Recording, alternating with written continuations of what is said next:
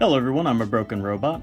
I'm a pretty big fan of Pokemon cards. I like collecting them, I like unboxing them, I even enjoy sorting them in my binders. Funny enough, however, despite Pokemon cards being one of the most successful trading card brands in the world, most of its collectors didn't even realize till this year that one Pokemon, Kadabra, has been barred from collections since 2003. While washed-up magician Uri Geller has finally dropped the lawsuit after 20 years, some fans aren't willing to just let it go like others. Due to the lengths that the British illusionist went through to drag the Pokemon company's name through the dirt back in the 90s and early 2000s, many people are still very frustrated with Geller's actions throughout the 2000s. Let me explain. When Pokemon debuted in the West in August of 1998, it was an immediate success on a level no other company had seen before. The release of a video game alongside a TV show and a card game the following year was the perfect storm for getting children and young adults obsessed with catching them all in some way, shape, or form, which shot the Pokemon brand to the heights of popularity that some say have never truly subsided, with Pokemon products and events filling up pre-orders and ticket sales over 2 decades later. When Pokemon cards debuted in 1999, they were extremely popular, with sealed packages of original 90s Pokemon packs still appearing on eBay and whatnot almost 25 years later, selling for over $300 sometimes. A large part of what the media called Pokemania was a sudden flooding of local and national news stories based around people trying to get Pokemon banned for a multitude of reasons. Catholic priests claimed that Pokemon encouraged Satanism, and World War II vets claimed that it was a plot by the Japanese to brainwash our children, while school systems and YMCAs across the country barred any sort of Pokemon cards or products from entering their grounds. It's actually quite impressive how Pokemon was able to maintain its cultural relevance in the West with how hard overbearing parents and religious organizations tried to end the Pikachu's title as a household name. While several American establishments from local news stations, churches, and parent organizations tried and failed to stop Pokemania, ironically enough, the individual who would do the most damage to the Pokemon company's reputation in the West wasn't even an American at all. Across the Atlantic Ocean, Britain was in an interesting state. Their empire had officially ended in 1998, the Soviets were gone for good, and Pokemon cards were in high demand all across the British Isles.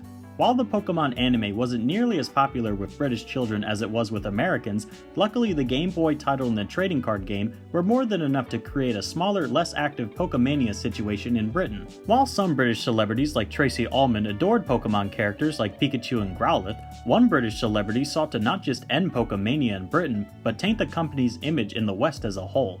Uri Geller, an Israeli-born entertainer and self-proclaimed psychic, is an interesting character to say the least. He gained worldwide fame for his alleged paranormal abilities and British televised magic shows that garnered millions of fans. Particularly spoon bending was Geller's go-to magic show stunt, with him telling his audience that he could in fact use psychic abilities to bend spoons right before their very eyes. Geller's career began in the 1970s when he demonstrated his spoon bending abilities on live television, captivating audiences with his claims of telekinesis. Geller's career had encompassed various activities including authoring books, hosting television programs, and participating in numerous public demonstrations of his psychic talents, which to this day have technically never been proven to be false, despite most people in the magician community never truly believing that Geller could actually bend spoons with his mind and that it was a simple stage trick. Over the years, he has remained a controversial figure, with skeptics challenging the authenticity of his abilities. Despite skepticism, Uri Geller's career has been able to barely stay afloat over the years despite being a subpar magician, run-of-the-mill talk show host, forgettable author, and what most people consider a talentless hack that just got lucky. And if you know anything about these celebrity types whose careers have been on thin ice for most of their time in the business, they're always desperate to find something to cling to in order to keep their career afloat for just a few years longer. And for some strange reason, after his 2000 book titled True Confessions was a commercial and critical failure, Geller decided that in order to maintain his career, he'd sue what was currently the most popular entertainment company in the world for his 15 minutes of spotlight. Urban legend says that after the Pokemon anime featured Alakazam and Kadabra, 2 psychic Pokemon that performed the trick of bending spoons, Geller had his agent contact the Pokemon company in hopes of getting his own Pokemon card made, since he, alongside his legal team, claimed that the Pokemon Alakazam, but especially Kadabra, shared his likeness. Now, while I know he hasn't aged quite as well as some celebrities, Uri Geller looks nothing like Kadabra. Regardless of the urban legend, it's known for a fact that in November of 2000, Geller sued the video game company Nintendo for £60 million over the Pokemon Kadabra, which he claimed was an unauthorized appropriation of his identity.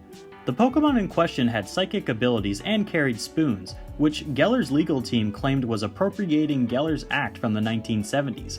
Yuri also claimed that the star on Kadabra's forehead and the lightning patterns on his abdomens are symbolisms popular with the Waffen-SS and Nazi Germany. He is quoted as saying, "Nintendo turned me into an evil occult Pokemon character. Nintendo stole my identity by using my name, my signature image, and the Pokemon anime has ripped off my style." Masamisu Hadaki, Pokemon anime director and storyboard artist, confirmed in an interview that Kadabra would not be used on Pokemon trading cards until an agreement was reached on the case, and despite multiple attempts for the two parties to reach an agreement, Geller's lawyers were noted by the Japanese court officials to accept nothing less than all of Geller's demands. This has led many to ask though, if Kadabra was barely based on Geller's spoon-bending technique, and Geller's claims that Kadabra had Nazi or occult symbols on him were completely and utterly baseless, why was a washed-up TV personality and fraud psychic able to lock up Nintendo and the Pokemon Company's legal teams for almost a decade just for him to sheepishly end the suit after realizing that he was never going to get the big payout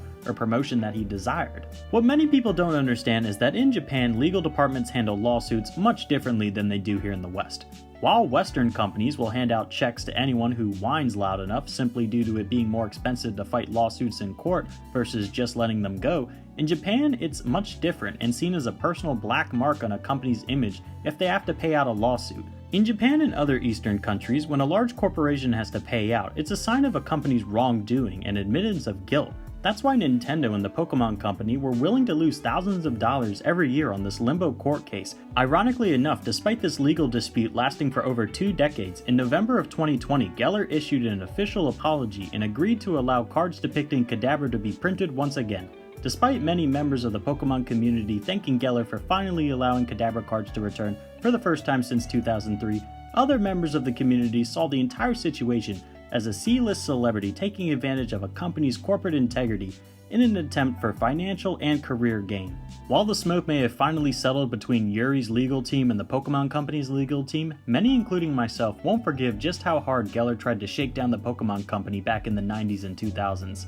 First, he tried to claim Kadabra was an occult satanic figure, despite him being a psychic Pokemon with no links to religion or hell for that matter, and despite some edgy Pokemon card arts, what is there to dislike about our spoon-bending companion? When the claims of the occult imagery were found to be baseless in 2000, he then, as mentioned earlier, tried to claim that the symbols on Kadabra were SS symbols, like a Japanese children's company would allow such dangerous symbols to be in question when designing their Pokemon in the first place. The idea that a conservative, family-oriented company like Nintendo and Pokemon would even entertain the idea of using a controversial symbol is a laughable claim.